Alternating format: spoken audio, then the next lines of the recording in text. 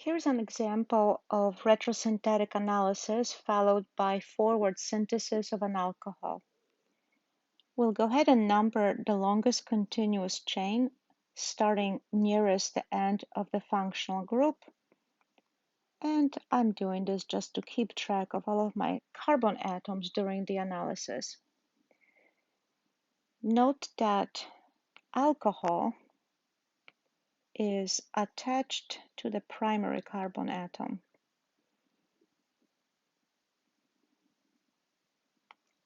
I'm thinking about the immediate precursor to an alcohol, which is a double bond, an alkene, which can be hydrated.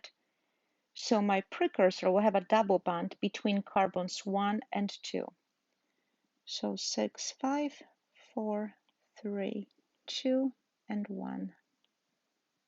I will number it 1, 2, 3, 4, 5, and 6. I will attach the missing substituents, which are metal groups at carbons 5 and 4, and I will label it as a precursor B. Precursor to an alkene, in turn, is an alkyne. So retrosynthetic arrow, and my precursor will be triple bond between carbons 1 and 2. So 6, 5, 4, 3, 2, and 1. Remember that the acetylene functionality is linear, so do not bend it. 1, 2, 3, 4, 5, and 6, and our two substituents. Here is my extended alkyne C, and the precursors to a terminal alkyne are acetylene, which will give us carbons 1 and 2, and an alkyl halide, which will give us carbons 3 through 6. So plus 6, 5, 4, 3, leaving groups such as bromide or iodide. So 3, 4, 5, and 6 with the two metal groups. And I will refer to it as an alkyl halide Rx. So my carbon-carbon bond will be between, going forward, will be between carbons 3 and 2. So now that we have produced retrosynthetic analysis, we can go ahead and show forward synthesis of this alcohol. Starting with acetylene, we'll carry out the chain extension reaction, which is a two-step process involving deprotonation of the acetylene with sodium amide in anhydrous liquid ammonia, followed by carbon-carbon bond-forming reaction between acetylide ion and our alkyl halide Rx. This will give us extended alkyne C. Let's now focus on the reaction going forward between C and B. We're going from triple bond to a double bond.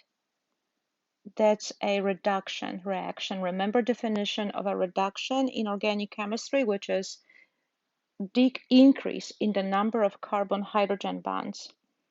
So here I have one hydrogen on carbon number 1, no hydrogen atoms on carbon number 2, and going forward in B, I still have my hydrogen from here on carbon number 1, but I am also adding hydrogen here at carbon number 1 and 1 at carbon number 2. That's net increase in 2 hydrogen atoms. So that's reduction via hydrogenation, and we have alternative. We can also carry this out via free radicals, but you want to avoid free radicals as much as you can. So I would go ahead and carry out catalytic hydrogenation with hydrogen gas that you can bubble through the solution in the presence of Lindlar's catalyst.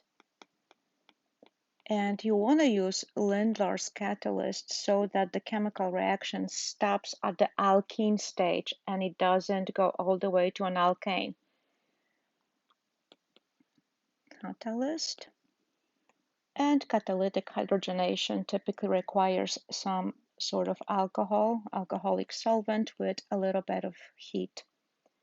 And this will give me alkene B. And again, as an alternative, you can carry out metal dissolving reaction with either sodium or lithium in liquid ammonia.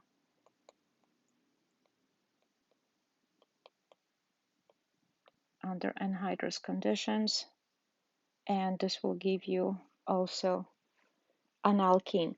Keep in mind that in this case, it doesn't matter whether we use the lithium in liquid ammonia or Lindlar's catalyst with hydrogen gas, because we are not producing either cis or trans alkene. It is a monosubstituted alkene, so it doesn't matter which reaction conditions we choose.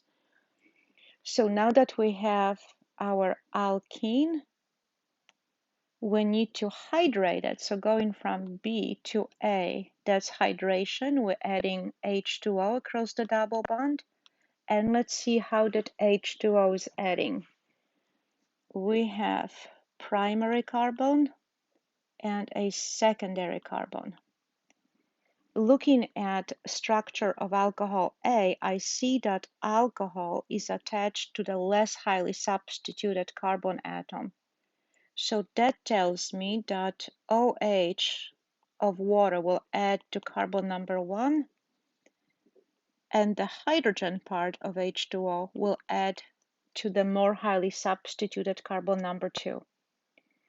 This is a non-Markovnikov addition, so this reaction needs to proceed in non-Markovnikov orientation, and therefore we choose hydroboration oxidation hydration as opposed to acid catalyzed hydration. So from B to A